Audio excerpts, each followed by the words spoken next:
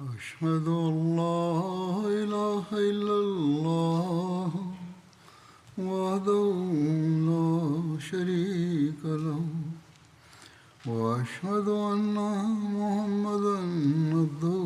ورسوله أما بعد فأعوذ بالله من الشيطان الرجيم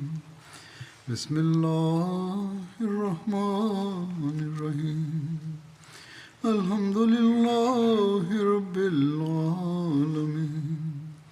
الرحمن الرحيم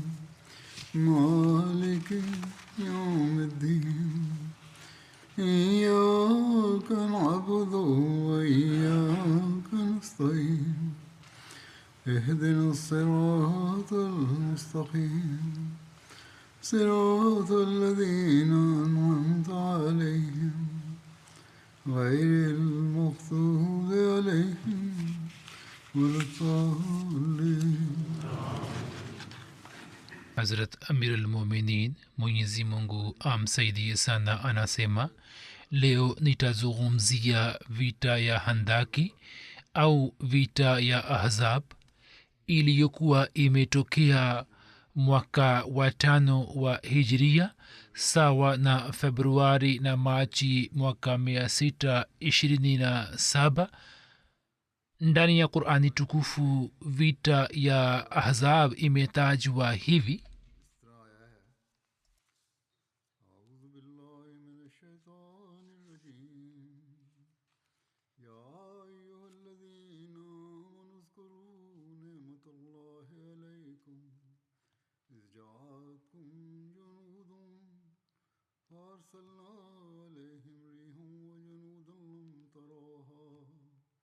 وكان الله بما تعملون بصيرا إذ جاءوكم من فوقكم ومن أسفل منكم وإذ زاغت الأبصار وبلغت القلوب الحناجر وتظنون بالله الظنونا هنالك ابتلي المؤمنون وزلزلوا زلزالا شديدا وإذ يقول المنافقون والذين في قلوبهم مرض ما وعدنا الله ورسوله إلا غرورا وإذ قالت طائفة منهم يا أهل يثرب لا مقام لكم فارجعوا ويستأذن فريق منهم النبي يقولون إن بيوتنا عورة وما هي بعورة إن يريدون إلا فرارا ولو دخلت عليهم من أقطارها ثم سئلوا الفتنة لأتوها وما تلبسوا بها إلا يسيرا ولقد كانوا عهدوا الله من قبل لا يولون الأدبار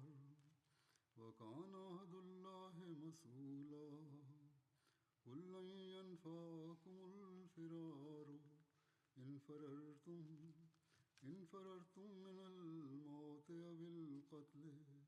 وإذا لا تمتعون إلا قليلا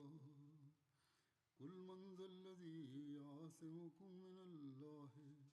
إن أراد بكم سوءا وأراد بكم رحمة ولا يجدون لهم من دون الله وليا ولا نصيرا قد يعلم الله الموفقين منكم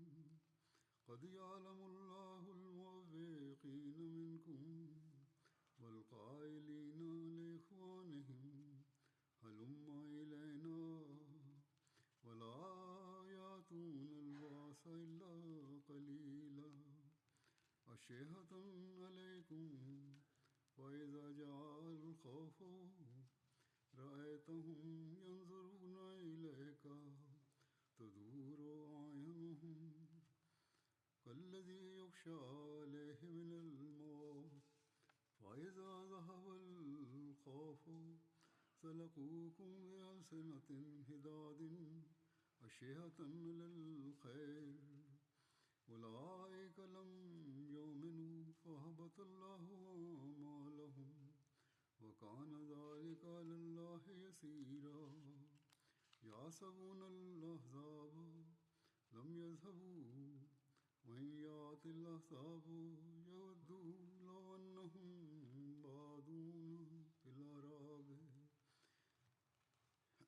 بادون في الأعراب يسألون عن أنبائكم ولو كانوا فيكم ما قاتلوا إلا قليلا لقد كان لكم في رسول الله أسوة حسنة لمن كان يرجو الله واليوم الآخر وذكر الله كثيرا ولما رأى المؤمنون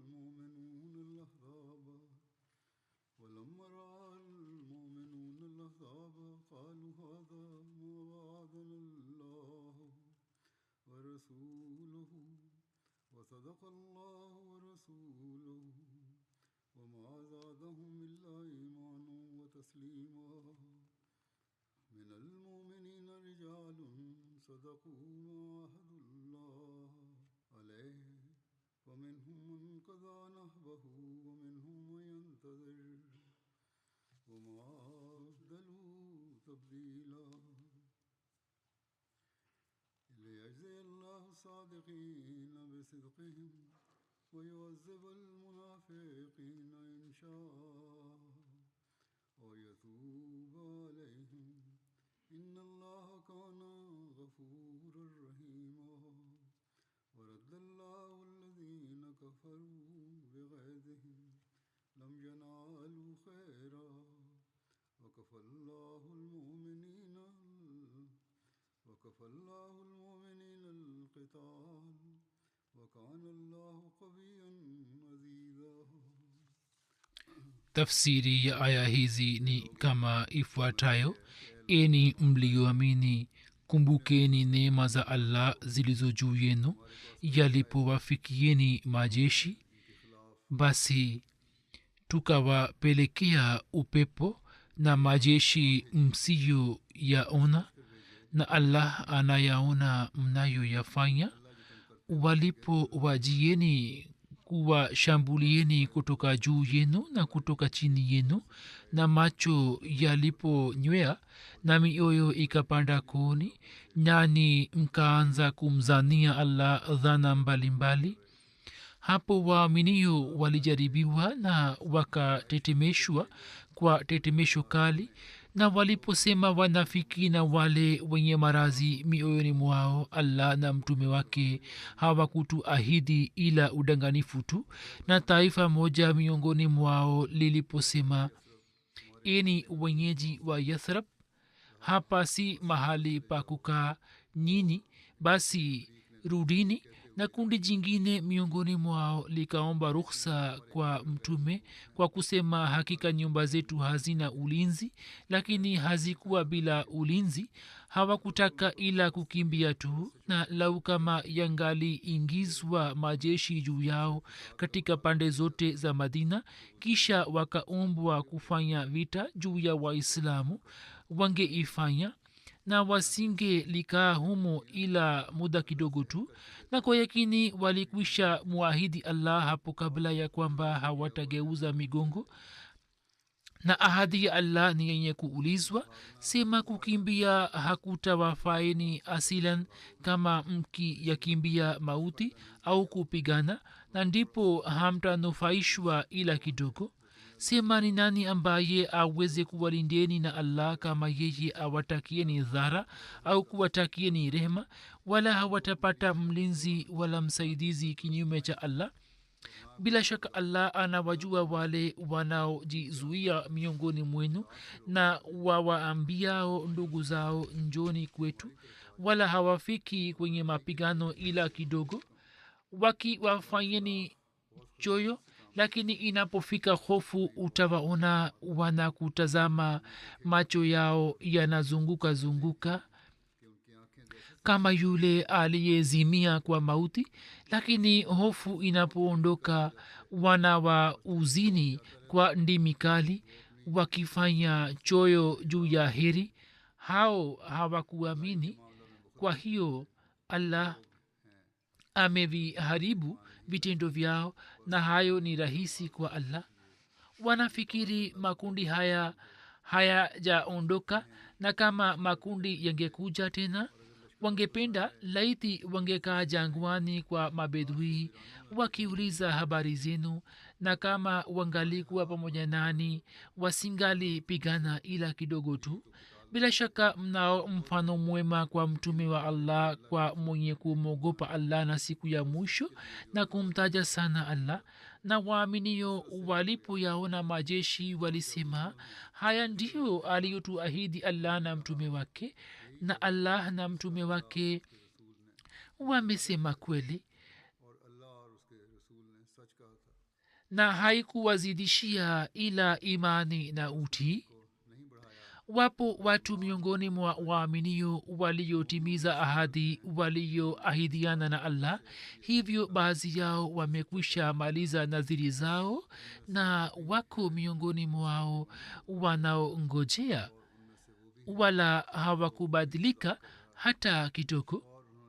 ili allah awalipe wakweli kwa sababu ya ukweli wao, na kuwaadhibu wanafiki kama akipenda, au kuwageukia kwa rehema. bila shaka allah ni msamehevu mrehemevu. na walipomkufuru allah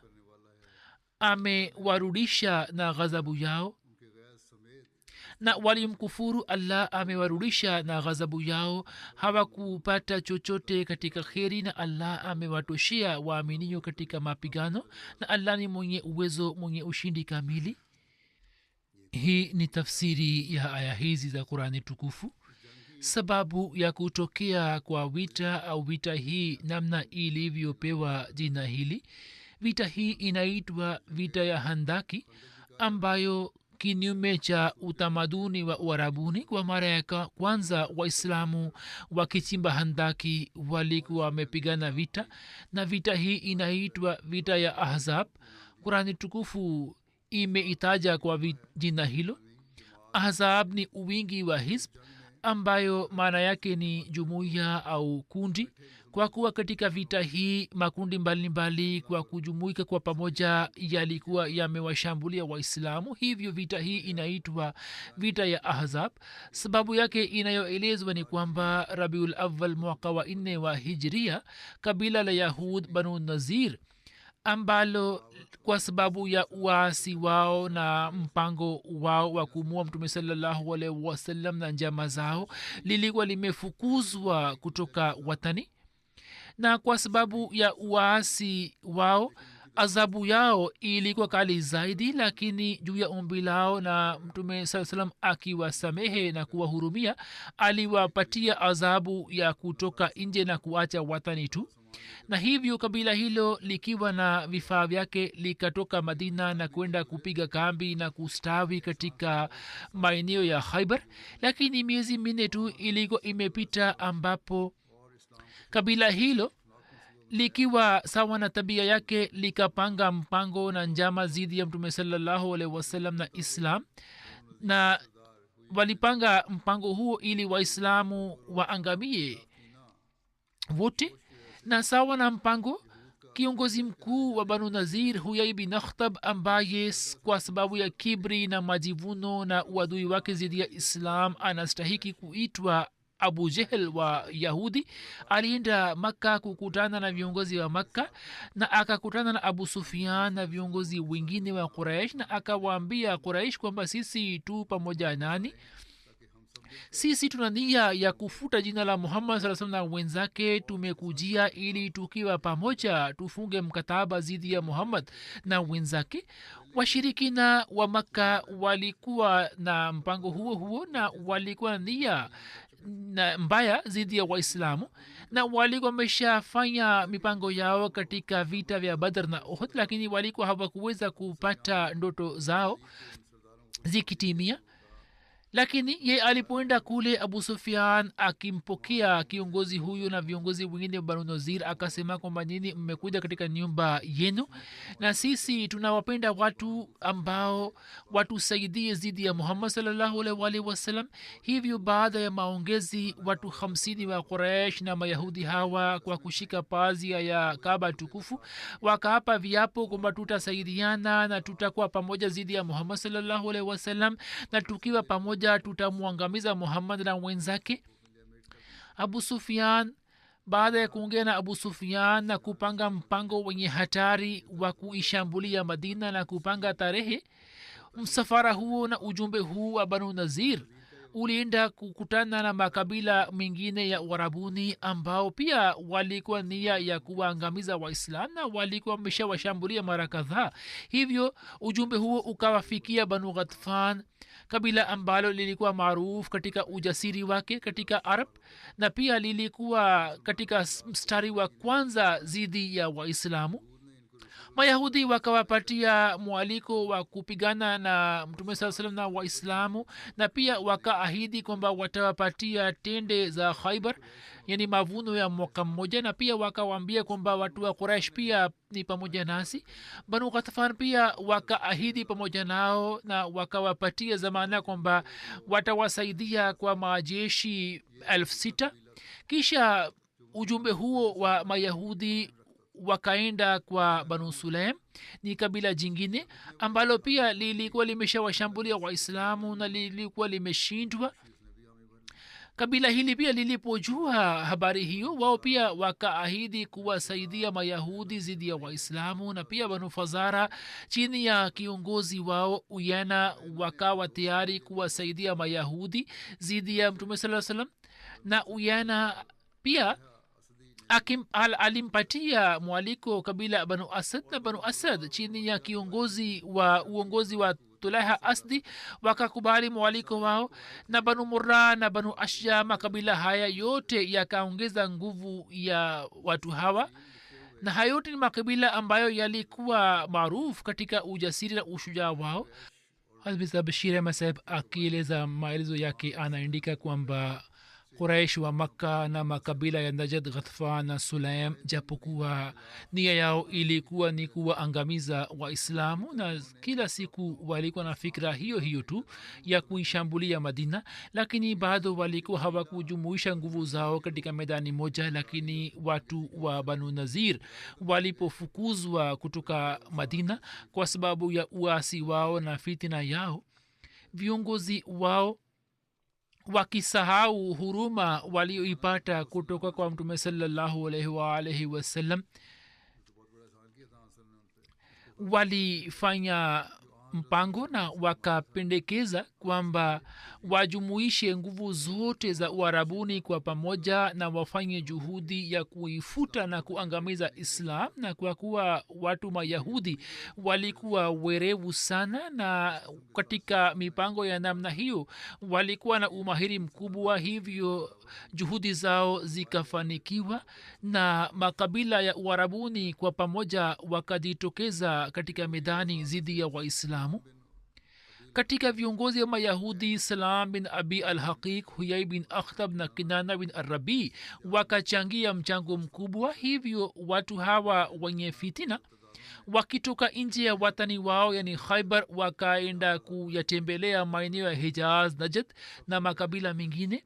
na pia wakifika makka wakakutana na wakuraishi na ili waweze kupata msaada wao wakawaambia ya kwamba dini yenu ni bora zaidi kuliko dini ya waislamu yani yahudi hawa waliwaambia watu wa quraish kisha wakafika najad na wakakutana na kabila ghatfan na pia wakaenda kukutana na fazara murra na ashja na wakawatayarisha ili wawasaidie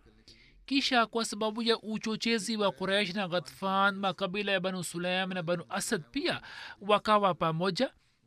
dhidi ya waislamu upande wa pili mayahudi wakawapatia kabila la banu saad ujumbe na pia wakapata msaada wao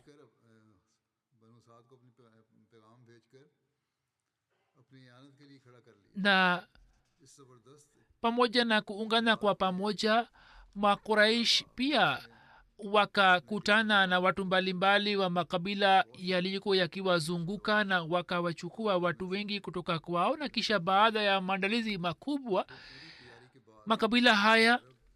kwa nia ya kuwaangamiza waislamu wakaelekea kuishambulia madina na wakafanya azma na nia kwamba hawatarejea mpaka wafute islam na alama zake kutoka uso wa dunia. Musleh maud raziallahu taala anhu anasema kwamba makabila mawili ya mayahudi ambao kwa sababu ya ufisadi mauaji na mipango yao ya mauaji walikuwa wamefukuzwa kutoka madina. Kutoka hawa sehemu moja ya banu nazir wakaelekea upande wa siria na wengine wakaenda kustawi upande wa kaskazini ya madina katika khaibar. Khaibar ilikuwa kituo kikubwa cha mayahudi, ni mji uliozungukwa na ngome, na kwa kufika hapa banu nazir wakaanza kuwachochea waarabu zidi ya waislamu. Watu wa makka hawakuhitaji uchochezi mkubwa, walikuwa maadui wa waislamu. Na pia ghatfan, kabila jingine la najd ambalo lilikuwa na umuhimu mkubwa katika makabila ya uarabuni na pia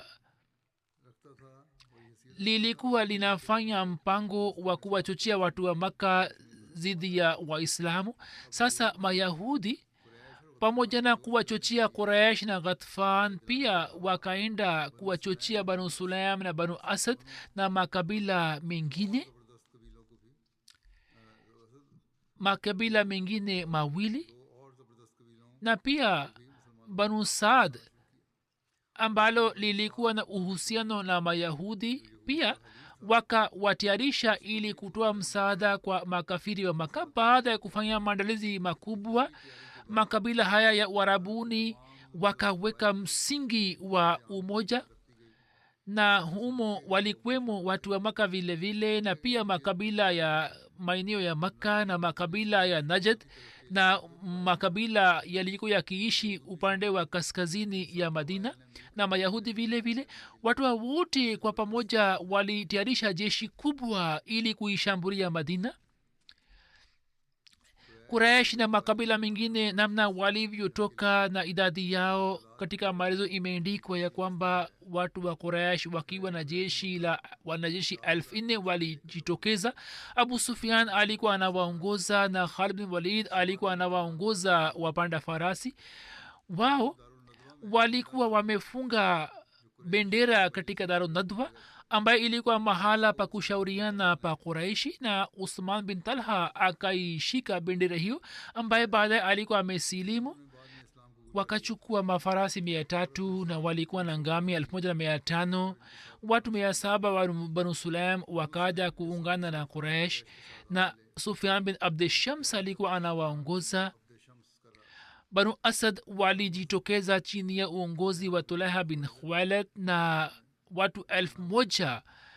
wa banu Fazara pia walijitokeza ambao Uyana bin Hisan alikuwa anawaongoza. Watu 400 wa banu Acha wakajitokeza na kiongozi wao alikuwa Masud bin Rukhaila.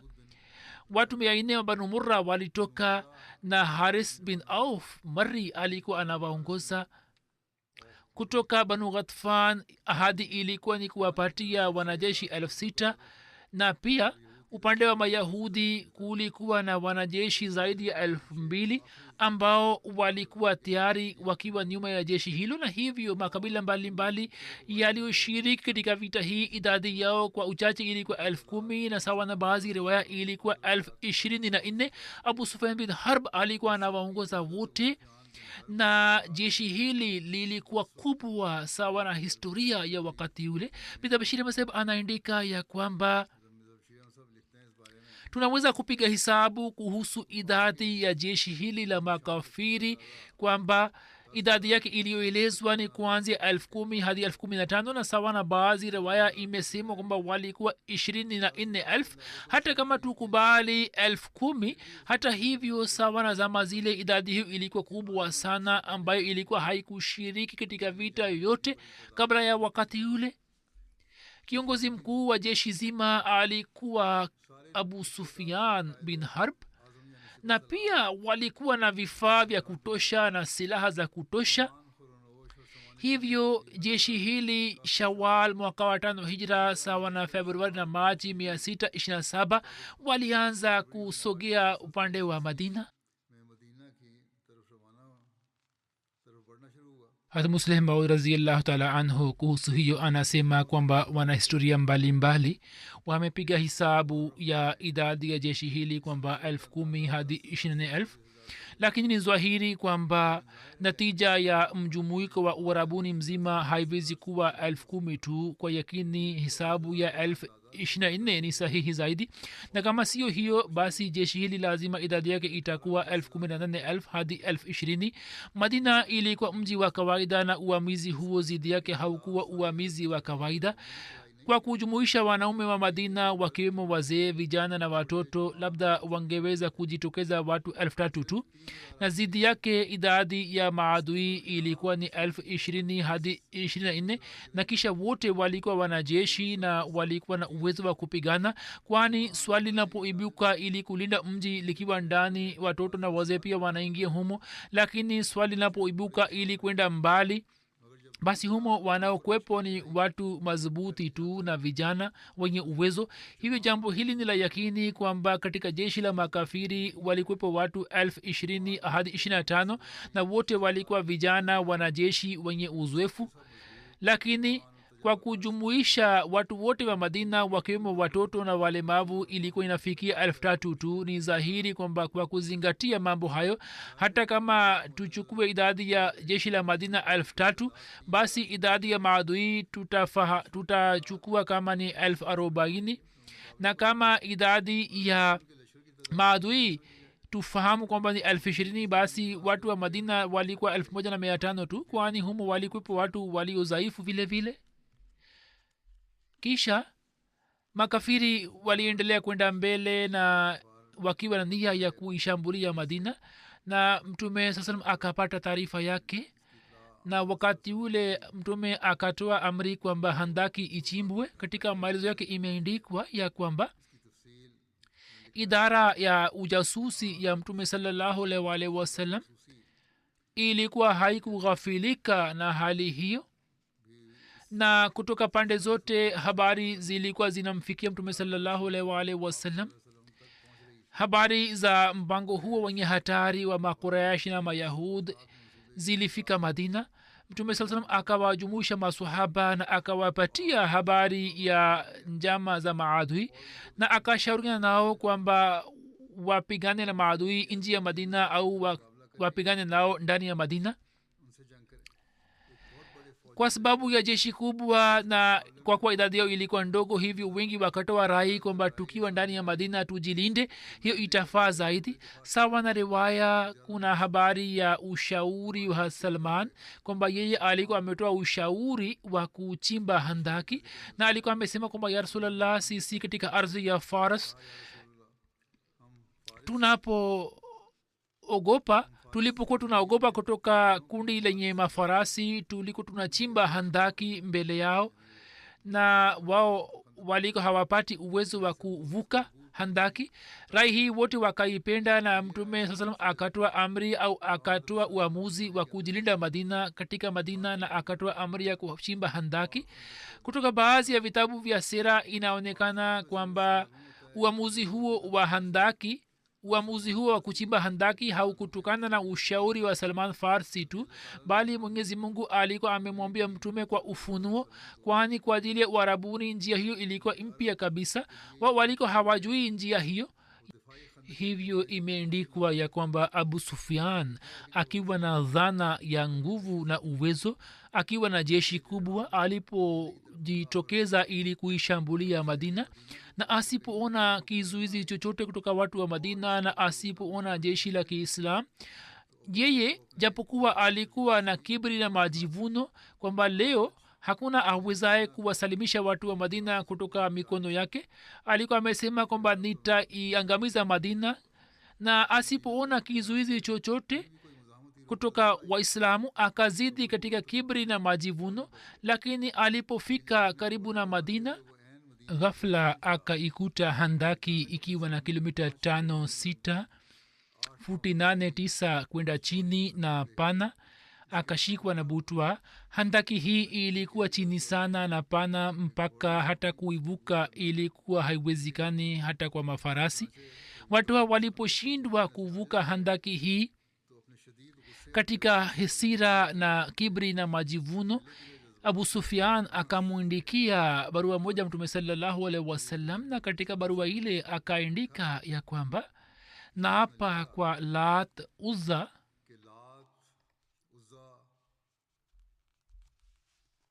asaf, naila na hubul, nilikuwa nimekuja na nia hii kwamba sitarejea mpaka ni waangamizieni na nifute majina yenu, lakini mimi naona kwamba nini mnaonyesha kiherehere katika kupigana nasi na mmechimba handaki. lau kama nijue kwamba ni nani aliyewaambieni njia hiyo, na hata kama tukirejea kumbukeni ya kwamba tutawakumbusheni tena siku ya Uhud, na sasa katika zamu hii wanawake wenu pia watachinjwa. yeye alimwindikia mtume sasa barua hiyo. katika kumjibu mtume sallallahu alaihi wasallam akamwindikia abu sufian na akasema kwamba nimepata barua yako, mimi najua kwamba tangu mwanzo wewe umepata kibri na majivuno zidi ya Allah, na habari hii uliyoizungumzia ya kuishambulia madina pamoja na jeshi kubwa, kwamba wewe umekuja na nia ya kufuta jina letu na alama zetu, hii ni amri ya Allah ambayo imekuja kati yetu na kati ya mipango yako michafu. hii ni amri ya Allah ambayo imekuja baina yetu na baina yako, kwamba hukuweza kupata nafasi yake. na kisha akamwindikia kwamba Allah atatoa uamuzi wake mpaka wewe utasahau jina la Lat na Uzza, na hayo uliyosema kwamba nani aliniambia kuchimba handaki, basi fa inna Allaha alhamani zalika, Mwenyezi Mungu amenifahamisha njia hiyo kwa ufunuo. ghezi na ghadhabu yako na ghadhabu ya wenzako ilipokuwa imezidi, wakati yule Allah alikuwa ameniambia. na sikiliza, mbele aliandika kwamba Mwenyezi Mungu atatujalia ushindi, na ewe mjinga wa Banu Ghalib, kumbuka kwamba siku moja itafikia ambapo Lat, Uzza, Asaf, Naila na Hubul watavunjwa vipande vipande, na siku ile mimi nitakukumbusha hayo yote. mtume alimwindikia kwa uwazi kwamba inshallah tutapata ushindi. kutoka barua hii ya mtume ni wazi kwamba japokuwa Salman Farsi atakuwa amempatia ushauri, lakini uamuzi wa kufuata jambo hilo mtume alikuwa ameuchukua kwa ufunuo. Mungu anajua zaidi. Mwenyezi Mungu alikuwa amemwambia kuhusu hilo. mengine nitaeleza katika siku za usoni inshallah. siku hizi mufanye dua kwa ajili ya Wahamadia wa Pakistan. Wahamadia wa Pakistan pia wafanye dua na maombi na watoe sadaka. Mwenyezi Mungu awalinde na awasalimishe kutoka shari ya maadui na shari za watu wenye shari ziwarudie. na pia mufanye dua kwa ajili ya dunia nzima. Mwenyezi Mungu aisalimishe.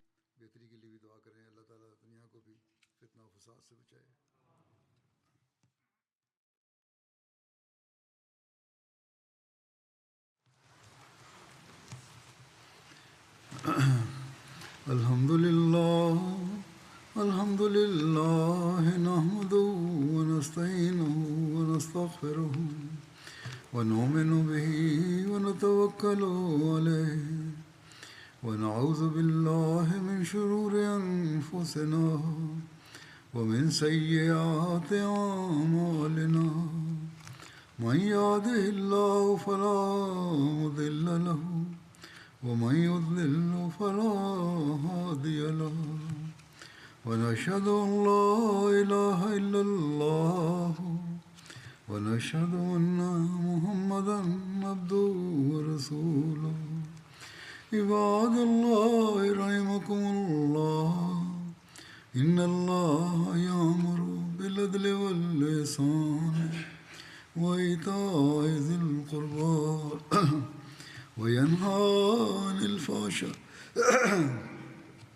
وينهى عن الفحشاء والمنكر والبغي يعظكم لعلكم تذكرون اذكروا الله يذكركم وادعوه يستجب لكم ولذكر الله أكبر